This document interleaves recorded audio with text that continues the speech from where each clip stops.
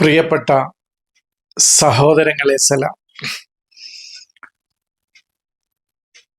ഇന്ന് ഖുർആനിലെ ഏറ്റവും ചെറിയ ഒരു അധ്യായവുമായിട്ടാണ് ഞാൻ എൻ്റെ സഹോദരങ്ങളുടെ അടുത്ത് വന്നിട്ടുള്ളത്. അറിയാലോ, ഏറ്റവും ചെറിയ അധ്യായം ഏതാന്ന് എൻ്റെ സഹോദരങ്ങൾക്ക് അറിയാലോ, അറിയില്ലേ? അത് സൂറത്തു അൽ കൗസറാണ്. ആ സൂറത്തു അൽ കൗസർ എന്ന് പറയുന്ന ഏറ്റവും ചെറിയ അധ്യായം 3 വചനങ്ങളാണ്. ഇന്ന അഅ്തൈനാക്കൽ കൗസർ ഫസല്ലി റബ്ബിക വൻഹർ ഇന്ന ഷാനിഅക ഹുവൽ അബ്തർ. ഇത്രയും 3 വചനങ്ങളാണ് അതിൽ. ഇത് നമ്മൾ പഠിച്ച ഒരു അർത്ഥതലുണ്ട്. അതായത് നബിക്ക് ഹൗലുൽ കൗസർ നൽകിയിട്ടുണ്ട് എന്നും നൽകുമെന്നും നാളെ പരലോകത്തിൽ. അതല്ല ഇനി ഇപ്പൊ തന്നെ നൽകിക്കണോന്ന് എനിക്കറിയില്ല. ഏതായാലും പരലോകത്തിലാണ് നബിക്ക് അത് കിട്ടുന്നത്. അതുകൊണ്ട് നീ നിന്റെ നാഥന്, നിന്റെ രക്ഷിതാവിന് വേണ്ടി നമസ്കരിക്കുകയും ബലിയർക്കുകയും ചെയ്യുക. നിന്റെ വാലറ്റവൻ എന്ന് ആക്ഷേപിക്കുന്നവൻ തന്നെയാണ് വാല് മുറിഞ്ഞവൻ എന്നാണ് അതിന്റെ അർത്ഥം എന്നാണ് നമ്മൾ പാരമ്പര്യമായി പഠിച്ച. ഏകദേശം അതിൽ ചില്ലറ വ്യത്യാസങ്ങളൊക്കെ അങ്ങോട്ടും ഇങ്ങോട്ടും ഉണ്ടാവും പരിഭാഷകൾക്കനുസരിച്ച്. നമ്മളത് ഇല്ല എന്ന് പറയുന്നില്ല. എന്നാൽ അത് അതിന്റെ പദാർത്ഥ തലത്തിലുള്ള അർത്ഥം. അതിനെ നമ്മൾ തള്ളിക്കളയാനോ ഇവിടെ ആരും ബലി അർക്കരുത് എന്ന് പറയാനൊന്നും നമ്മൾ ആളില്ല. ആരെങ്കിലും അർക്കുകയാണെങ്കിൽ പാവങ്ങൾക്ക് കുറച്ച് മാംസം കിട്ടുകയാണെങ്കിൽ അതായിക്കോട്ടെ, നമ്മൾ അതിന് എതിരൊന്നും പറയുന്നില്ല. പക്ഷെ നമ്മൾ അതിന്റെ ആത്മീയമായ തലത്തിലേക്കാണ് നമ്മൾ പോകുന്നത്. അതായത് നമ്മിൽ ഓരോരുത്തരിലും ഇത് വായിച്ചാൽ എങ്ങനെയുണ്ടാവും എന്ന ഒരു പരിശോധനയാണ് നമ്മൾ നടത്തുന്നത്. നമ്മൾ അടിസ്ഥാനപരമായി മുന്നോട്ട് വെക്കുന്ന ആശയങ്ങളിൽ ഒരാശയം അതാണല്ലോ. എന്താണ്? ഇതിലെ ആദ്യം മുതൽ അവസാനം വരെയുള്ള ഓരോ വചനങ്ങളും നമ്മിൽ ഓരോരുത്തരിലൂടെയും കടന്നു പോകേണ്ട വചനങ്ങളാണ് എന്നുള്ളത് നമ്മൾ മുന്നോട്ട് വെക്കുന്ന ആശയങ്ങളിലെ ഒരാശയമാണത്. സ്വീകരിക്കുന്ന ആളുകൾക്ക് സ്വീകരിക്കാം. അതല്ല, ഇതിൽ പകുതിയിലധികം ഇന്ന് നമുക്ക് പ്രായോഗികമാക്കാനൊന്നുമില്ല എന്ന് പറഞ്ഞിട്ട് അതിനെ ചരിത്രപരമായിട്ടും പദാർത്ഥപരമായിട്ടും വായിക്കുന്ന ആളുകൾക്ക് അങ്ങനെ വായിക്കാം. നമ്മളത് തെറ്റാണെന്നോ അവര് മോശക്കാരാണെന്നോ അവര് നരകത്തിന്റെ അവകാശികളാകണമെന്നോ ഒന്നും വിധിക്കാൻ നമ്മൾ ആളല്ല. തീർപ്പ് കൽപ്പിക്കാൻ നമ്മൾ ആളല്ല എന്നർത്ഥം. അപ്പൊ നമുക്കതിന്റെ ആത്മീയമായ തലത്തിലേക്ക് പ്രവേശിക്കാം. അതായത് നമ്മിലൊന്ന് വായിച്ചു നോക്കുക ആ വചനം, ഈ 3 വചനങ്ങൾ, ഈ അധ്യായം നമുക്ക് ഓരോരുത്തരിലും ഒന്ന് വായിച്ചു നോക്കുകയല്ലേ. അതായത് ഇന്ന അഅ്തൈനാക്കൽ കൗസർ,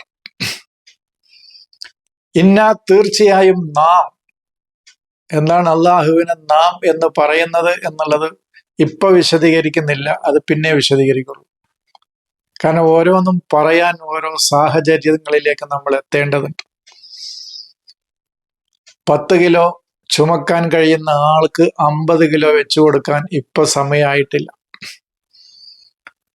കാരണം ഖുർആനിൽ ചില ഇടങ്ങളിലൊക്കെ ഇന്നാ നഹ്നു നസ്സൽന ദിക്റ വലഖദ് ഖലഖനൽ ഇൻസാന ഖാല റബ്ബിർജിഊനി, ഇർജിഇനി എന്ന് പറഞ്ഞാൽ മതി, പക്ഷെ ഇർജിഊനി അങ്ങനെ നിരവധി സ്ഥലങ്ങളിൽ റബ്ബിനെ അല്ലെങ്കിൽ അള്ളാഹുവിനെ ബഹുവചനമായിട്ട് ഉപയോഗിച്ചിട്ടുണ്ട്.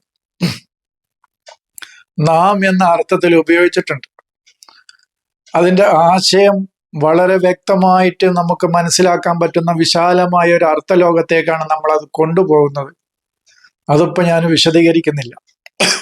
അതിന് നിങ്ങൾ എന്ത് വിചാരിച്ചാലും ശരി, മാഷ ഒക്കെ പിന്നെ പറയാന്നാണ് പറയണതെന്ന് പറഞ്ഞാലും എനിക്ക് കുഴപ്പമൊന്നുമില്ല. കാരണം ഇത് എത്ര കാലം പറയുന്നൊന്നും എനിക്കറിയില്ല. എനിക്ക് ചിലപ്പോൾ നിർത്തണം തോന്നിയാൽ ഞാൻ നിർത്തും. എൻ്റെ കാര്യങ്ങൾ അങ്ങനെയാണ്. ആവശ്യക്കാരില്ല എന്ന് തോന്നുമ്പോൾ ഞാനത് നിർത്തും. എൻ്റെ കാര്യം നിങ്ങൾക്കറിയാലോ. കാരണം ഇത് കൊണ്ട് ഉപജീവനം നടത്തുന്ന ആളല്ല ഞാൻ. അതുകൊണ്ട് തന്നെ ഇത് പറഞ്ഞു കൊള്ളണമെന്ന് എനിക്ക് നിർബന്ധമൊന്നുമില്ല. കുറെ ആളുകൾ മാഷ് ഇതൊന്ന് പുറത്ത് പറയണമെന്ന് ആവശ്യപ്പെട്ടപ്പോൾ പറയാൻ തുടങ്ങിയെന്ന് മാത്രമേ ഉള്ളൂ. അഴത്തൈനാക്ക എന്ന് പറഞ്ഞാൽ നാം നിങ്ങൾക്ക് നിനക്ക് നൽകിയിരിക്കുന്നു എന്നാണ്. അവിടെയും അഴത്തൈനാക്ക എന്നാണ്, അഴത്തൈത്തുക്ക എന്നല്ല. ഇന്നി അഴത്തൈത്തുക്ക. അപ്പൊ ഇന്നി എന്ന് പറയാനും ഇന്ന എന്ന് പറയാനും കാരണങ്ങളുണ്ട്. വെറുതെ ഇന്നി എന്നുള്ളത് ഇന്ന എന്ന് പറയണതല്ല. അഴത്തൈത്തു എന്ന് പറയുന്നത് അഴത്തൈനാക്ക എന്ന് നാം എന്ന് പറയുന്നത് വെറുതെ അല്ല. അതിനൊക്കെ വ്യക്തമായ കാരണങ്ങളുണ്ട്.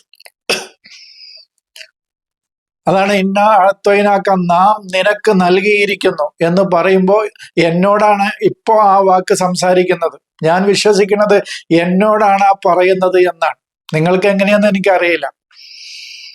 1400 വർഷങ്ങൾക്ക് അപ്പുറം പ്രവാചകനോട് പറഞ്ഞിട്ടില്ല എന്നല്ല ഞാൻ പറയണത്. പ്രവാചകനോട് ചിലപ്പോൾ ഈ വാക്ക് ഇങ്ങനെ സംസാരിച്ചിട്ടുണ്ടായിരിക്കും എന്നല്ല, സംസാരിച്ചിട്ടുണ്ട്. പിന്നെ വരുന്ന സമൂഹങ്ങളിൽ ഓരോ വ്യക്തിയോടും ഇത് അങ്ങനെ സംസാരിക്കുന്നുണ്ട്. നിനക്ക് നാം നൽകിയിരിക്കുന്നു എന്ന്. അൽ കൗസർ നൽകിയിരിക്കുന്നു. അതേതായാലും എനിക്ക് ഇപ്പൊ പറയുന്ന അർത്ഥത്തിൽ എനിക്ക് കിട്ടിയിട്ടില്ല. അതായത് ഒരു ജലാശയം നാളെ പരലോകത്തിൽ,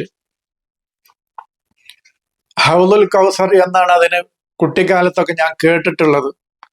നബിക്ക് പരലോകത്തിൽ ഒരു ഹൗലുൽ കൗസർ, വെള്ളം കോരി കൊടുക്കാനുള്ള ഒരു വിശാലമായ ജല തടാകം നബിക്ക് കൊടുക്കും എന്ന അർത്ഥത്തിലാണ് എന്ന് കുട്ടിക്കാലത്തൊക്കെ പഠിച്ചിട്ടുണ്ട്. അതേതായാലും ആ വാക്ക് എന്നോട് സംസാരിക്കുന്നില്ല. പിന്നെ എന്താണ് എന്നോട് സംസാരിക്കുന്നത് നോക്കിയാൽ അൽ കൗസർ എന്ന് പറയുന്ന ആ വാക്കിനർത്ഥം അധികരിച്ച, ആധിക്യമുള്ള, ഒരുപാടുള്ള എന്നുള്ളതൊക്കെയാണ് അതിൻ്റെ അർത്ഥം. എന്ന് പറഞ്ഞാൽ ഈ മുഫ്രദാത്തുൽ അർളാണ് അത്. ഈ ഭൂമിയിലെ സർവ വസ്തുക്കളും ഓരോ വസ്തുക്കളുമാണ്. മുഫ്രദാത്തുൽ അർളാണ് ആ കൗസർ എന്ന് പറയുന്നത്. അതിൽ നമ്മൾ പെട്ടു. നമുക്ക് കിട്ടിയ അനുഗ്രഹങ്ങളുടെ ആധിക്യം എത്രയാണ്. ചെടികൾ പെട്ടു. ആ ചെടികളൊക്കെ ലോകത്തിന് നൽകുന്ന നന്മകൾ എത്രയാണ്. അവയ്ക്ക് വേണ്ടി ഒന്നും ചെയ്യാതെ ലോകത്തിന് അവ നന്മകൾ നൽകിക്കൊണ്ടിരിക്കുകയാണ്.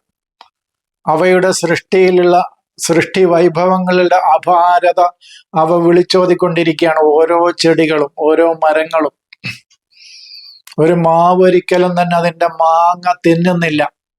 അത് ലോകത്തിന് കൊടുക്കുകയാണ്, മനുഷ്യർക്ക് കൊടുക്കുകയാണ്, പക്ഷി പറവാദികൾക്ക് കൊടുക്കുകയാണ്. അത് അവയുടെ നന്മയുടെ വശം. ഇനി അവയുടെ സൃഷ്ടി വൈഭവങ്ങൾ അനവധി പറയാനുണ്ട്. അത് പറയാൻ കഴിയില്ല, അത്രമാത്രം പറയാനുണ്ട്. ഇങ്ങനെ മൃഗങ്ങള്, ചെടികള്, വൃക്ഷങ്ങള്, മനുഷ്യര്, ഭൂമി, അതിലുള്ള സർവ വസ്തുക്കളും, ഇതൊക്കെ അനുഗ്രഹങ്ങളുടെ അപാരമായ ഒന്നാണ്. അവയിൽ നിന്ന് കിട്ടുന്ന ജ്ഞാനത്തിന്റെ ജലം എന്ന് പറയുന്നത് അപാരമായ ജ്ഞാനത്തിന്റെ തടാകമാണ്. തടാകം എന്ന് പറഞ്ഞാൽ പോരാ, ജ്ഞാനസാഗരമാണത്. അതിൽ നിന്ന് എത്ര വെള്ളം കോരി കുടിച്ചാലും, എത്ര വെള്ളം കോരി കൊടുത്താലും തീരില്ല. അങ്ങനത്തെ ഒരു അക്ഷയഖനി നിനക്ക് ഞാൻ നൽകിയിട്ടുണ്ട് എന്ന് പറഞ്ഞാൽ അത് എനിക്ക് കിട്ടിയിട്ടുണ്ട്, എൻ്റെ മുന്നിൽ കിട്ടിയിട്ടുണ്ട്. മറ്റതെനിക്ക് കിട്ടിയിട്ടില്ല. പരലോകത്തിലൊരു ഹൗലുൽ കൗസർ അത് നബിക്ക് മാത്രം കിട്ടിയതാ ആയിരിക്കാം. അപ്പൊ ഇത് നമുക്ക് ഓരോരുത്തർക്കും കിട്ടിയതാ. ഇന്ന അഴത്തൈനാക്കൽ കൗസർ, ഈ അക്ഷയ പാത്രം, ആ അക്ഷയ ഖനി, അവന്റെ സൃഷ്ടിപ്പിന്റെ ഒരു മനുഷ്യനെ തന്നെ നമ്മളെ തന്നെ നമ്മളൊന്ന് ചിന്തിച്ചു നോക്കുക. അവന്റെ സൃഷ്ടിയുടെ വൈഭവം എത്രയാണ് എന്നുള്ളത്. ഇതിൽ ന്യൂനത പറയുന്ന ആളുകളുണ്ട്. കണ്ണ് മുന്നിൽ വെച്ചത് മോശമായി എന്ന് പറയുകയാണെങ്കിൽ ആളുകൾക്ക് വേണമെങ്കിൽ പറയാം, കുഴപ്പമൊന്നുമില്ല. ഇതിലെ ഓരോന്നും കൃത്യമായ കണക്ക് വെച്ചിട്ട് അവന്റെ ശരീരത്തിലെ രക്തത്തിന്റെ പോക്കിന് വരെ അത്ഭുതകരമായ ഒരു മെഷീനാണ് മനുഷ്യന്റെ ഉള്ളെന്ന് പറയുന്നത്. നമ്മള് 2 അപ്പം കഴിച്ചാൽ പിന്നീട് എന്താന്ന് നമ്മൾ അറിയുന്നില്ല. അത് അവിടേക്ക് അതിന്റെ വർക്ക് നടന്നുകൊണ്ടിരിക്കുകയാണ്. കുറച്ച് കഴിയുമ്പോൾ അത് മൂത്രമായിട്ടും മലമായിട്ടും രക്തത്തിലേക്ക് ഊർജമായിട്ടും വിയർപ്പായിട്ടും അങ്ങനെ പലതായിട്ടും അത് മാറിക്കഴിയണം. അവിടെ എന്താണ് നടക്കുന്നതെന്ന് നമുക്കറിയില്ല. അറിയുന്ന വലിയ വലിയ ജ്ഞാനികളുണ്ട്, ഡോക്ടേഴ്സ് ഉണ്ടാവും, പക്ഷെ നമുക്കറിയില്ല എന്താണ് അവിടെ നടക്കുന്ന അത്ഭുതകരമായ പ്രവർത്തനങ്ങൾ. ഇങ്ങനെ ഓരോന്നും അതൊന്നും ഇപ്പൊ നമുക്ക് വിശദീകരിക്കാൻ കഴിയില്ല. ആ തലത്തിലേക്കൊന്നും നമ്മുടെ വിജ്ഞാനത്തിന്റെ മേഖല വികസിച്ചിട്ടില്ല. ഇതറിയാം, ഇത് അപാരമായ ഒരു സൃഷ്ടി വൈഭവമാണ് ഇവിടെയുള്ളത് അവൻ്റെത്. അങ്ങനത്തെ ഒന്ന് നിന്റെ മുമ്പില്, നിന്നിലും നിന്റെ മുമ്പിലും ഞാൻ. മുഫ്രദാത്തുൽ എന്ന് പറയുമ്പോൾ നമ്മളും അതിൽ പെട്ടു, ഇൻസാനും അതിൽ പെട്ടു, നബാത്തും അതിൽ പെട്ടു, ഹയവാനും അതിൽ പെട്ടു, അഷ്ജാറുകളും അതിൽ പെട്ടു, എല്ലാം അതിൽ പെട്ടു. അത് നിനക്ക് ഞാൻ നൽകിയിരിക്കുന്നു എന്നാണ്. നീ നൽകിയത് കൊണ്ട് നീ എന്ത് ചെയ്യണമെന്ന? ഫസല്ലി ലിറബ്ബിക.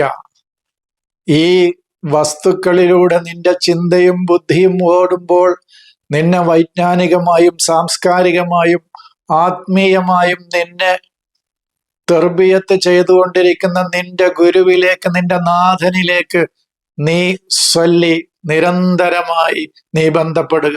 അവനോട് പിന്നെ ബന്ധം മുറിയാതെ അവനുമായി ചേർന്ന് നിൽക്കുക. ഇത്തിസാല് മുത്തസിലാണ്, 24 മണിക്കൂറും എന്ന് വേണമെങ്കിൽ പറയാം. അവനുമായി നീ നിരന്തരമായ ബന്ധത്തിലായിരിക്കണം. കാരണം നിന്റെ റബ്ബ് ആരാണ്? യുത്തിമുനി വയുസ്കീൻ, എനിക്ക് ത്വാമ് തരുന്ന, ജ്ഞാനത്തിന്റെ ഭക്ഷണം തരുന്നത്, ജ്ഞാനത്തിന്റെ ജലം തരുന്നത് അവനാണ്. ആ റബ്ബാണ്, ആ നാഥനാണ്, ആ ഗുരുവാണ്. ആ റബ്ബുമായി നിരന്തരമായി നീ ഇത്തിസാലാവുക. അതാണ് ഫസല്ലി റബ്ബിക്ക എന്ന് പറയുന്നത്. ഈ പ്രപഞ്ചത്തിലെ ഓരോ വസ്തുക്കളിൽ അടങ്ങിയിരിക്കുന്ന പിന്നെ ജ്ഞാന രഹസ്യങ്ങൾ നിനക്ക് വെളിപ്പെടുത്തി തരും നിന്റെ നാഥൻ, നിന്റെ ഗുരു. അതുകൊണ്ട് ആ ഗുരുവുമായി നീ നിരന്തരമായി മുത്തസിലായിട്ട് കഴിയുക. മുൻഫസിലാകരുത്, വേറിട്ട് നിൽക്കരുത് എന്നാണ് പറയുന്നത്. അപ്പൊ സ്വലാത്ത് നിസ്കാരല്ലേ, അത് നമ്മൾ നിഷേധിക്കുന്നില്ല. ഈ നിരന്തരം അവനുമായി മുത്തസിലായി ചേരുന്ന ആന്തരിക അർത്ഥത്തിന്റെ ബാഹ്യ രൂപമാണ് നമ്മൾ ഈ കാണുന്ന പ്രകടമായ നമസ്കാരം എന്ന് പറയുന്നത്. അതിനെ നമ്മൾ തള്ളിക്കളയുന്നില്ല. നമ്മൾ അതിന്റെ ആന്തരികമായ തലത്തിലേക്കാണ് പോകുന്നതെന്ന് നമ്മൾ പറഞ്ഞല്ലോ. അതിനർത്ഥം അതിന്റെ ലാഹിറിനെ തള്ളിക്കളയാന്നല്ല അർത്ഥം. നമ്മൾ പറഞ്ഞ ഫസല്ലി റബ്ബിക്കാന്ന് പറഞ്ഞാൽ, കാരണം റബ്ബാണ് നിന്നിൽ പ്രവർത്തിക്കുന്നത്. അതാണല്ലോ അലം തറ കൈഫ ഫഅല റബ്ബുക എന്നാണല്ലോ. അലം തറ കൈഫ ഫഅലല്ലാഹു എന്നല്ല. അങ്ങനെ ഒരു വചനം ഖുർആനിൽ ഇല്ല. ഫഅല റബ്ബുള്ളൂ, ഫഅലല്ലാഹു ഇല്ല എന്നർത്ഥം. അപ്പോ നിന്നിൽ പ്രവർത്തിച്ചു കൊണ്ടിരിക്കുന്ന നിന്റെ റബ്ബുമായിട്ട്, നിന്റെ നാഥനുമായി നീ നിരന്തരം മുത്തസിലായിട്ട് കഴിയണം. വേറിട്ട് നിൽക്കരുത്, മുൻഫസിലാകരുത്. അതാണ് നിങ്ങൾ മുൻഫസിലിൽ നിന്ന് മുത്തസിലിലേക്ക് മാറുകയാണ്. ഇതുവരെ നിങ്ങളുടെ ജ്ഞാനങ്ങള്, നിങ്ങളുടെ അറിവുകള് ഒക്കെ നിങ്ങളെ നയിച്ചിരുന്നത് ആ റബ്ബിൽ നിന്ന് വേറെ പിരിച്ചിട്ടായിരുന്നു, മുൻഫസിലാക്കിയിട്ടായിരുന്നു നിങ്ങളെ നടത്തിയിരുന്നത്. അവിടെ നിന്ന് നിങ്ങൾ മാറി നിങ്ങളുടെ റബ്ബുമായി നിങ്ങൾ ഇത്തിസാല് ചേർന്ന് നിന്നുകൊണ്ട്, ഒട്ടിച്ചേർന്ന് നിന്നുകൊണ്ട് മുന്നോട്ട് പോവുക. അപ്പൊ വൻഹർ, അങ്ങനെ മുന്നോട്ട് പോയാൽ പോരാ. അപ്പൊ നിങ്ങളുടെ ഉള്ളിൽ നിന്ന് നിങ്ങൾക്ക് ഗ്രഹിക്കുന്ന ചില യാഥാർത്ഥ്യങ്ങളുടെ ഉന്മകളുണ്ട്, സത്തകളുണ്ട്. ആ സത്തകളെ നിങ്ങൾ വെളിപ്പെടുത്തുകയും വേണം. നമ്മുടെ ഉള്ളിലേക്ക്, നമ്മളെ റബ്ബിലേക്ക് നമ്മൾ ചേർന്ന് നിൽക്കുമ്പോൾ നമുക്ക് ഒരുപാട് കാര്യങ്ങളുടെ ഹക്കീക്കത്ത്, ഇദ്റാക്ക് പിടികിട്ടും. ആ പിടികിട്ടുന്ന ആ നൂന്, ആ സത്തയുണ്ടല്ലോ, ആ സത്തയെ നിങ്ങൾ, ആ ദാത്തിനെ നിങ്ങൾ, അറബിയിൽ ദാത്ത് എന്നാ പറയാം, ആ സത്തയെ നിങ്ങൾ വെളിപ്പെടുത്തണം, നിങ്ങളിലൂടെ ആവിഷ്കരിക്കണം. നിങ്ങൾ വെറുതെ അത് അറിവായി കൊണ്ട് നടന്നാ പോരാ. അതാണ് അരിഫ് ഇൽഹാറിനും നൂന് അവന്റെ സത്തയെയും ഹക്കീക്കത്തിനെയും അറിവിനെയും റുയത്ത് ഇദ്റാക്കിനെയാണ് സൂചിപ്പിക്കുന്നത്. അതാണ് ഞാൻ അതിന്റെ അർത്ഥം അങ്ങനെ പറഞ്ഞത്. അത് ലിസാനിൽ അങ്ങനെയാണ്. ആ തലത്തിലേക്ക് ഞാൻ സൂക്ഷ്മമായി ആഴത്തിൽ പോകുന്നില്ല. അലിഫ് വന്ന അത് ഇൽഹാറാണ്, വെളിപ്പെടുത്തലാണ്, അത് നമ്മിലൂടെ ആവിഷ്കരിക്കലാണത്. നൂന് അവന്റെ സത്തയാണ്, അവന്റെ അസ്തിത്വമാണത്. ഒരു മനുഷ്യന്റെ അസ്തിത്വം, അവൻ എന്താണോ ആകേണ്ടത് ആ അസ്തിത്വത്തെയാണ്, അവനിൽ മൂടിക്കിടക്കുന്ന ആ അസ്തിത്വത്തെ, അതിന്റെ യാഥാർത്ഥ്യങ്ങൾ അവന് മനസ്സിലാക്കി അത് ലോകത്തിന് അവനിലൂടെ നിങ്ങൾ വെളിപ്പെടുത്തി കൊടുക്കണം. അതാണ് വൻഹർ എന്ന് പറയുന്നത്. മനസ്സിലായോ എന്റെ സഹോദരങ്ങൾക്ക്? അപ്പൊ ബലി അറുക്കുക എന്നല്ലേ, ബലി അറുക്കണം. സത്യത്തില് തന്റെ ജീവിതമാണ് സത്യത്തിൽ ഒരാൾ ബലി അറുക്കേണ്ടത്. ബലി എന്ന് പറഞ്ഞോളൂ, കുഴപ്പമൊന്നുമില്ല. ഒരു മനുഷ്യൻ ഒരാശയത്തിന് വേണ്ടി തന്റെ ജീവിതം ബലി കൊടുക്കുക എന്ന് പറഞ്ഞാൽ അർത്ഥം കൊടുക്കുക എന്നുള്ളത് അർത്ഥം മാത്രമല്ല, അതൊരു ഉപരിപ്ലവമായ ഒരു അർത്ഥം അങ്ങനെ ഉണ്ട്, ഇല്ല എന്ന് പറയണില്ല. ബലി കൊടുക്കുക എന്ന് പറഞ്ഞാൽ മൃഗങ്ങളെ അർത്ഥം കൊടുക്കുക എന്ന്, അതിന്റെ ഉപരിപ്ലവമായ തലങ്ങളിലൂടെ പോകുന്ന ആളുകൾ അങ്ങനെ പോകട്ടെ. നേരെ മറിച്ച് ഒരു മനുഷ്യൻ തന്റെ ജീവിതം ഒരു പ്രത്യയശാസ്ത്രത്തിന് അല്ലെങ്കിൽ റബ്ബിന് തന്റെ ജീവിതം അങ്ങോട്ട് ബലി കൊടുക്കുക എന്ന് പറഞ്ഞാൽ പൂർണ്ണമായും അവനെ സമർപ്പിക്കുക എന്നാണ് അതിന്റെ അർത്ഥം. അതാണ് അതിന്റെ അർത്ഥം. അത് അങ്ങനെ മനസ്സിലാക്കുന്ന ആളുകൾ അങ്ങനെ മനസ്സിലാക്കിക്കോട്ടെ. നമ്മള് രണ്ട് തലവും വിശദീകരിക്കുന്നുണ്ട്. ഇഷ്ടമുള്ളത് ഏതാണോ തങ്ങൾക്ക് ബോധ്യപ്പെടുന്നത് അത് എടുക്കാലോ. ഇതേ എടുക്കാൻ പാടുള്ളൂ, മറ്റതൊക്കെ തെറ്റാന്നൊന്നും നമ്മൾ പറയുന്നില്ലല്ലോ. ഏതാണ് മനുഷ്യരാശിക്കും തനിക്കും ഗുണമെന്ന് തോന്നുന്നതെങ്കിൽ അതെടുക്കുക. അതാണ് പറയണത്. അതല്ല ഇതൊന്നും കേൾക്കാനും താല്പര്യമില്ല എന്ന് പറഞ്ഞാൽ ഓക്കെ, ഒരു വിഷമോ നമുക്കില്ല. അതാണ് എൻ്റെ സഹോദരങ്ങളോട് എനിക്ക് സൂചിപ്പിക്കാനുള്ളത്. അതാണ് ഫസല്ലിലി റബ്ബിക വൻഹർ എന്ന് പറഞ്ഞാൽ ശരിക്ക് ആ അതിന്റെ ലിസാനിയായ തലത്തിലൂടെ പോയി അതിന്റെ ആശയപരമായ തലത്തിലേക്ക് വന്ന അലിഫ് ഇൽഹാറിനും നൂന് അവന്റെ അസ്തിത്വത്തെ, അവന്റെ റാത്തിനെ എന്നാണ് അറബി പറയാ, അവന്റെ നവാത്ത്, അവന്റെ വിത്ത്, ഒരു മനുഷ്യന്റെ വിത്ത് എന്ന് പറയുന്നത് അവന്റെ ഉള്ളിലെ മനുഷ്യത്വമാണ്, ആത്മീയതയാണ്.